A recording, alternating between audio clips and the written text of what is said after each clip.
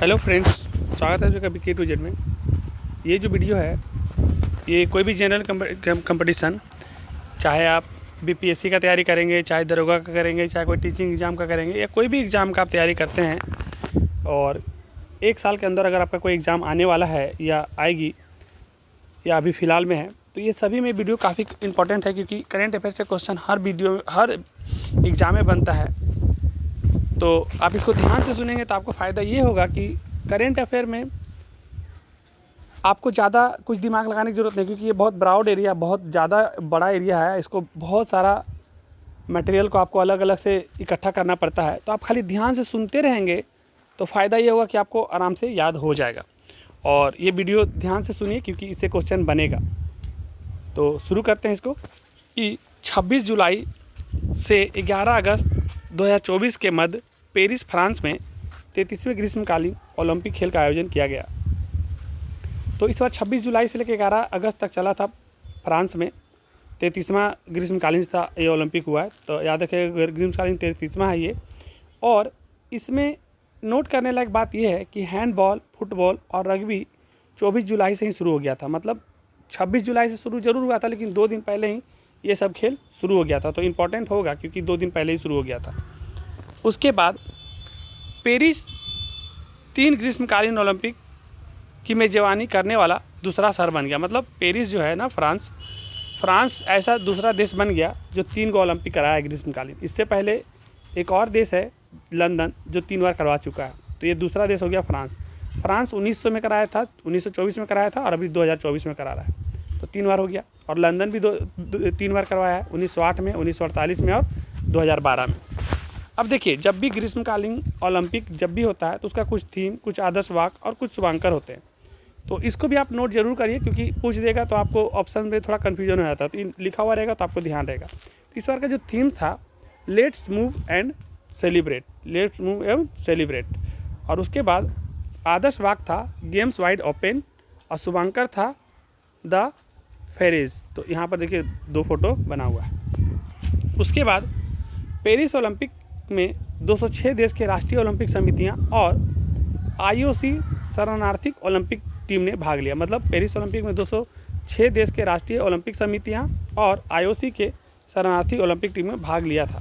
ध्यान रखने बात यह है कि इस पेरिस ओलंपिक में 10,500 से ज़्यादा खिलाड़ी और कुल 32 खेल हुआ, जिसमें 329 स्पर्धाएँ हुई। और इस बार 4 खेल को शामिल किया गया, जैसे ब्रेकिंग, स्पोर्ट क्लाइंबिंग, स्केटबोर्डिंग और सर्फिंग को शामिल किया गया है। जिसमें जो ब्रेकिंग जो है, ब्रेक डांस ने ओलंपिक में अपनी शुरुआत की है। ब्रेकिंग डांस का इसका पहला बार ऐसा शुरुआत हुआ है और ये 4 खेल को शामिल किया गया है। उद्घाटन समारोह में ओलंपिक इतिहास में पहली बार किसी नदी में आयोजित किया गया। मतलब उद्घाटन समारोह में पहला बार किसी नदी के किनारे या नदी में आयोजित किया गया है। तो सी नदी जो है राइन प्रांत में, वहाँ पे किया गया। अंतर्राष्ट्रीय ओलंपिक समिति के अध्यक्ष तो अभी थॉमस वाक हैं। और इसमें कुछ रिकॉर्ड भी बन जाते हैं, इससे क्वेश्चन बनते हैं। तो रिकॉर्ड ध्यान रखिएगा कि बॉबी फिके ने पुरुष की 1500 मीटर फ्री स्टाइल तैराकी स्पर्धा में 14 मिनट 30 सेकेंड और 0.67 मिनट के समय के साथ विश्व रिकॉर्ड बनाया। मतलब 1500 मीटर को सिर्फ 14 मिनट कुछ में कंप्लीट कर लिए। तो इसको आप नोट कर सकते हैं। और बहुत बड़ी बात यह है कि एक बार कार्लोस नासर ने भारत तोलन में 224 किलो का लिफ्ट के साथ क्लीन जर्क श्रेणी में नए कीर्तिमान हासिल किए। 224 किलो का लिफ्ट कर देना ये बहुत बड़ी बात होती है। तो कार्लोस नासर याद रखिएगा। दक्षिण कोरिया की लिम सी होन ने महिलाओं की तीरंदाजी व्यक्तिगत रिकर्व स्पर्धा में 694 अंकों के साथ नया विश्व रिकॉर्ड बनाया है। ऐसे ही आगे बढ़ेंगे। स्वीडन के मोड डुप्लांटिस ने पुरुषों की पोल वॉल्ट में 6.25 मीटर की ऊंचाई के साथ नया विश्व रिकॉर्ड बनाया है। जो ज़्यादा जरूरी रहेगा उसको हम 2 बार बोलेंगे। यूएस के नोआ लाइन्स ने पुरुषों की 100 मीटर फाइनल में 9.79 सेकेंड के समय के साथ ओलंपिक रिकॉर्ड की बराबरी की है।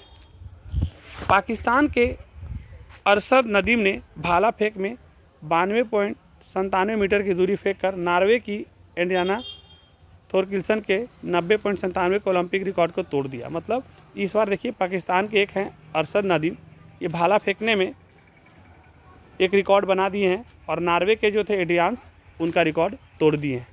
तो पाकिस्तान के अरशद नदीम। 5 राष्ट्रीय ओलंपिक समितियां ने ओलंपिक इतिहास में अपना पहला पदक जीता है। मतलब 5 को ऐसा ओलंपिक समितियां था जो ओलंपिक में अपना पहला पदक जीता है, जिसमें पहला है डोमिनिक, सेंट लूसिया, अल्बानिया, कार्बोवेड और शरणार्थी ओलंपिक टीम, ये सब जो है पहला पदक जीते हैं।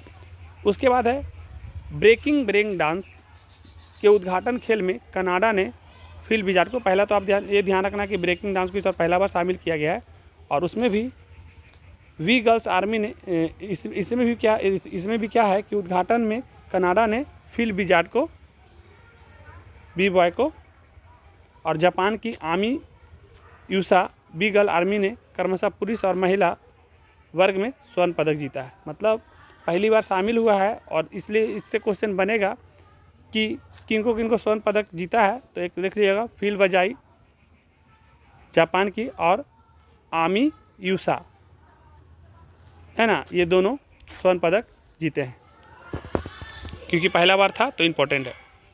उसके बाद है सर्बियाई टेनिस खिलाड़ी नोवाक जोकोविच ने कार्लोस अल्काराज को हराकर पेरिस ओलंपिक 2024 में अपना पहला ओलंपिक स्वर्ण पदक जीता है। मतलब नोवाक जोकोविच तो काफ़ी टेनिस के प्रसिद्ध खिलाड़ी हैं, लेकिन ओलंपिक में इन्होंने पहला बार पदक जीता है, तो क्वेश्चन बनने का चांसेस ज़्यादा है, तो इसको जरूर नोट करिए। उसके बाद 11 वर्ष 11 महीने के स्केटबोर्डर झेंग हाओ चीन भाग लेने वाले सबसे कम उम्र के ओलंपियन है। मतलब देखिए, ओलंपिक जाना अलग बात है, जीतना अलग बात है, भाग लेना भी एक बहुत बड़ी बात है। उसमें भी अगर आपका उम्र सबसे ज़्यादा हो और सबसे कम हो, तो याद रखिएगा 11 साल 11 महीना में, इतना कम उम्र में। नाम काफ़ी इंपॉर्टेंट है, लिख लीजिए, स्केटबोर्डर झेंग हाओ। ये जो हैं सबसे कम उम्र के थे, तो चीन के थे, 11 वर्ष 11 महीने के, और नाम एक बार देख सकते हैं। घुड़सवारी में स्पेन के 65 वर्षीय, सोचो स्पेन का 65 वर्ष का जुआन एंटोनियो जिमेनेज कोवा भाग लेने वाले सबसे उम्रदराज। अब देखिए, सबसे कम उम्र का पूछेगा तो 11 साल 11 महीना का स्केटबोर्डर झेंग चीन का, और सबसे ज़्यादा उम्र का जो घुड़सवारी में स्पेन से भाग लिए हैं उनका नाम है जॉन एंटोनियो। तो ये दोनों ही इंपॉर्टेंट है, ज़रूर नोट करिए। इसके बाद कुछ और क्वेश्चन डिस्कस करते हैं, उसके बाद थोड़ा सा टाइम का दिक्कत है, इसीलिए उतना अच्छा से बोल भी नहीं पा रहे, थोड़ा जल्दी में भी है, खाली आप सुन लीजिए। उसके बाद देखते हैं अगला वीडियो आएगा तो थोड़ा और अच्छा से लाएंगे। पेरिस ओलंपिक में भारत का क्या है, तो उद्घाटन समारोह में जो ध्वजवाहक रहते हैं, तो इस बार ध्वजवाहक पेरिस ओलंपिक में पीवी सिंधु और शरत कमल, काफ़ी इंपॉर्टेंट है। और समापन समारोह में मनु भाकर और PR श्रीजेश। तो आप उद्घाटन समारोह और ये समापन समारोह में ध्वजवाहक रहते हैं, इससे बनता है, खास करके भारत का जितना भी लेवल का एग्ज़ाम होता है इंडिया में, इस सब क्वेश्चन पूछता है, तो इसको आप नोट जरूर कर लीजिए। उसके बाद उद्घाटन समारोह में भारत कॉल शीट पर 84वें और समापन समारोह पे 50वें स्थान पर रहा। जो उद्घाटन समारोह में जो भारत कॉल शीट पर जो है ना 84वें और समापन में 85वें स्थान पर रहा। फिर भी ठीक है, 206 के आसपास, 200 के आसपास देश थे, तो ठीक है। Abhinav Bindra Paris Olympic 2024 relay में भारत की तरफ से मसाल वाहक रहे, और अभिनव बिंद्रा जो है पेरिस ओलंपिक 2024 में भारत की तरफ से मिसाल वाहक रहे। उन्हें IOC के प्रतिष्ठित ओलंपिक ऑर्डर पुरस्कार भी मिला है। इससे पहले भारतीय प्रधानमंत्री इंदिरा गांधी को अवार्ड मिला था, और इससे पहले किनको मिला था, तो इंदिरा गांधी को मिला था। उसके बाद गगन नारंग जो भारत का रेप डी मिशन नियुक्त किया गया है, तो ये जो नारंग हैं, गगन नारंग को भारत का सेफ डी मिशन नियुक्त किया गया आ सकता है। पेरिस ओलंपिक के लिए भारत का हैशटैग, तो पेरिस ओलंपिक के लिए भारत का हैशटैग क्या है, देख लीजिए। हैशटैग लगाने के बाद चीर फॉर भारत है। भारतीय दल में 117 एथलीट थे, जिसमें 70 को पुरुष था। 117 एथलीट थे तो 70 पुरुष थे, तो महिला को अपने याद कर लेना, ध्यान एक ही को रखना है, दोनों याद करने में कन्फ्यूजन हो जाता है। 70 पुरुष थे, ऐसे रखिएगा। भारत एथलीट में 117 भाग लिए, इसमें 70 पुरुष थे, जो बाकी बच गए वो सब महिलाएं थे, तो 47 बच गए वो महिलाएं, ऐसे करके ध्यान रखिएगा। भारत में 69 स्पर्धाओं में 16 खेलों में भाग लिया। भारत जो 69 स्पर्धा हुआ, इसमें 16 खेल में भाग लिए। अब थोड़ा सा हम लोग देख लेते हैं कि पेरिस ओलंपिक में पदक विजेता भारतीय खिलाड़ी का सूची। देखिएगा अपने पास कोई भी इस बार स्वर्ण पदक नहीं जीता गया है, ये ध्यान रखिएगा। स्वर्ण पदक में कोई टिक मत लगा दिएगा, क्वेश्चन अगर पूछ भी दिया तो स्वर्ण पदक एक भी अपने पास नहीं आया, लेकिन चांदी आया है, रजत। तो नीरज चोपड़ा जो हरियाणा में उभाला फेंक में रजत पदक जीते हैं। मनु भाकर जो हरियाणा की है, महिलाओं के 10 मीटर एयर पिस्टल में कांस्य जीती है। मनु भाकर जो है सर्वजोत सिंह हरियाणा की, ये मिश्रित टीम में 10 मीटर एयर पिस्टल में कांस्य जीती है।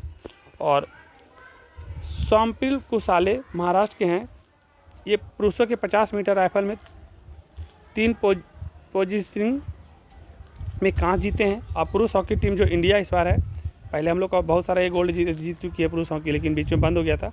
इस बार हॉकी की टीम फिर से कांस्य जीती है। और अमन सहरावत हरियाणा के हैं, कुश्ती पुरुष में इन्होंने कांस्य जीता है। तो आप देख लीजिए 1 2 3 4 5, 1 2 3 2 5, 5 कांस्य और 1 रजत, मतलब कुल 6 मेडल ही अपना भारत जीत पाया। लेकिन कोई बात नहीं, देखते हैं उसके हिसाब से कितना हम लोग का रैंक है। मनु भाकर ने 2024 ओलंपिक में भारत के लिए पहला पदक जीता, और मनु भाकर ने 2024 में पहला पदक जीता। इससे पहले ओलंपिक में मनु भाकर ने कभी पदक नहीं जीता। जो भी है कांस्य मिला, लेकिन चलो जीते तो। मनु भाकर ओलंपिक निशानेबाजी में पदक जीतने वाली पहली भारतीय महिला बनी। और मनु भाकर जो हैं ये पहली भारतीय महिला हैं जो निशानेबाजी में ओलंपिक में पदक जीती है। साथ ही स्वतंत्र भारत में ओलंपिक के एक ही संस्करण में 2 पदक जीतने वाली पहली भारतीय महिला बनी। और साथ ही स्वतंत्र भारत के, मतलब जब भारत आज़ाद हुआ उसके बाद ओलंपिक के एक ही संस्करण में 2 पदक जीतने वाली पहली महिला बनी है। भारत के ओलंपिक इतिहास में 2 मेडल जीतने वाले खिलाड़ी सुशील कुमार, नीरज चोपड़ा, पीवी सिंधु, मनु भाकर चौथे हैं। और मनु भाकर कितने? चौथे भारतीय हैं। इसके पहले भी 2 पदक जीतने वाले और लोग हैं।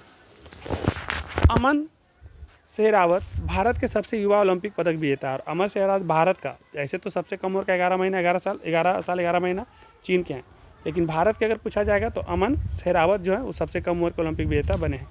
नीरज चोपड़ा ने पेरिस ओलंपिक में पुरुषों की भाला फेंक स्पर्धा में दूसरे प्रयास में 89.45 मीटर का सर्वश्रेष्ठ थ्रो हासिल करते हुए रजत पदक जीता है। और विनेश फोगाट 50 किलो वर्ग में ऐतिहासिक फाइनल में पहले 100 ग्राम के वजन अधिक होने के कारण आयोग घोषित कर दिया गया था। इसके पहले उन्होंने क्वार्टर फाइनल में विश्व चैंपियन यू सुसाकी को हराया था। भारतीय पक्ष में मेडल के लिए court of arbitration for sport CAS में अपील की, लेकिन उसे खारिज कर दिया गया है। साथ ही विनेश फोगाट ने कुश्ती से संन्यास लेने की घोषणा कर दी है। अब बात करते हैं आगे हरमनप्रीत सिंह। हरमनप्रीत सिंह की अगुवाई वाली हॉकी टीम ने ओलंपिक हॉकी की इतिहास में 13वां पदक दिलाया है। पुरुष हॉकी टीम द्वारा ओलंपिक इतिहास में अब तक, देख लीजिएगा यही जरूरी है, अब तक 8 स्वर्ण जीता गया। पुरुष अगर बात करें ओलंपिक में, तो ओलंपिक में हम लोग पहले ही बहुत जीते। जब हम लोग देश का आज़ाद नहीं हुआ था तब से हम लोग हॉकी खेल रहे हैं और इसमें जीते हैं। तो 8 बार स्वर्ण जीत चुके हैं हम लोग, 1 बार रजत जीत चुके हैं। स्वर्ण मतलब फाइनल जीतना, रजत मैंने फाइनल में जाके हार जाना, और कांस्य सेमीफाइनल में हार के फिर कांस्य पदक के लिए जीतना। भारतीय टीम ने सेमीफाइनल में जर्मनी से हार गई, लेकिन कांस्य पदक के मैच में उसने स्पेन को हरा दिया। तो जब जैसे जर्मनी के लिए हार गए और अगर फिर उसको कांस्य पदक के लिए मौका मिला स्पेन से, तो स्पेन को हरा करके कांस्य जीत ली। लेकिन भारत सबसे पहले हॉकी का जादूगर मेजर ध्यानचंद जब थे तो उस समय भी गोल्ड जीता है। तो अपने यहाँ हॉकी इसीलिए राष्ट्रीय खेल के रूप में हम लोग मान लेते हैं, क्योंकि हॉकी में हम लोग 8 बार स्वर्ण पदक जीते हैं। वीडियो को और अच्छा किया जा सकता था, इसमें थोड़ा सा मेरा भी आप गलती मानिए जो मानिए, लेकिन मौसम थोड़ा अनुकूल नहीं है, थोड़ा मेरा तबीयत भी पूरा ठीक नहीं है। लेकिन इतना यकीन मानिए कि जैसे जैसे आपका एग्ज़ाम नज़दीक आएगा, मेरे से जितना बन पड़ेगा, जो अच्छा वाला कंटेंट होगा वो अपने से भी हाथ से भी लिख करके जो ज़रूरी होगा वो ज़रूर आप सभी के लिए लाएंगे। आप सभी से मेरा सिर्फ रिक्वेस्ट ये है, इसलिए नहीं कि चैनल को सब्सक्राइब और लाइक करने के लिए आपको बोलेंगे तो मेरा बहुत बेनिफिट होगा, इसलिए क्योंकि आपके पास नोटिफिकेशन टाइम टू टाइम पहुंचेगा। और मेरा एक प्लान चल रहा है कि जैसे ही 1000 सब्सक्राइबर होता है तो एक स्मार्ट बोर्ड लगवाएंगे, और विक्रम सर जब लाइव आकर के आपको पढ़ाएंगे तो करेंट अफेयर का थोड़ा मज़ा बदल जाएगा, क्योंकि करेंट अफेयर को आप याद करके याद नहीं रख सकते। आप इसको देख करके और नेचुरल वे में जैसे समाचार सुनते हैं ना, वैसे सुन करके समझ के रखेंगे ना, तो किसी भी एग्ज़ाम में आप जाएंगे तो कन्फ्यूजन आपका दूर हो जाएगा। और यकीन मानिए ये जनवरी तक हमको लग रहा है कि ये काम मेरा पूरा हो जाएगा। तो जनवरी के बाद जितने भी एग्ज़ाम आपको अगले साल के लिए होंगी वो सब का तो काफ़ी अच्छा तैयारी होने वाला है। फिलहाल अभी BPSC का 17 नवंबर का प्री का एग्ज़ाम है, तो मेरा पूरा प्लान है कि उसमें से जो भी करेंट अफेयर का क्वेश्चन आपका बनेगा जनरली हमारे वीडियो की तरफ से आपको लगभग प्रोवाइड कर दिया जाएगा। तो इस वीडियो को हम समाप्त करते हैं। बस आपसे रिक्वेस्ट है कि अगर अच्छा लगे, आपकी मर्जी हो, तो इस चैनल को जो सब्सक्राइब नहीं किया सब्सक्राइब कर लीजिए, जो लाइक नहीं किए हैं वो लाइक करिए और लोगों तक पहुंचाइए। कम से कम 1000 सब्सक्राइबर हो जाता है तो थोड़ा सा एक इच्छा अंदर से है ना, वो ज़्यादा बढ़िया से करें कि हाँ इतने सारे लोग मेरे से साथ जुड़े हुए हैं, तो उन सभी के लिए मेरे को और मेहनत करना है और मैं बिल्कुल मेहनत करूँगा, उसके लिए कोई डाउट नहीं है। धन्यवाद।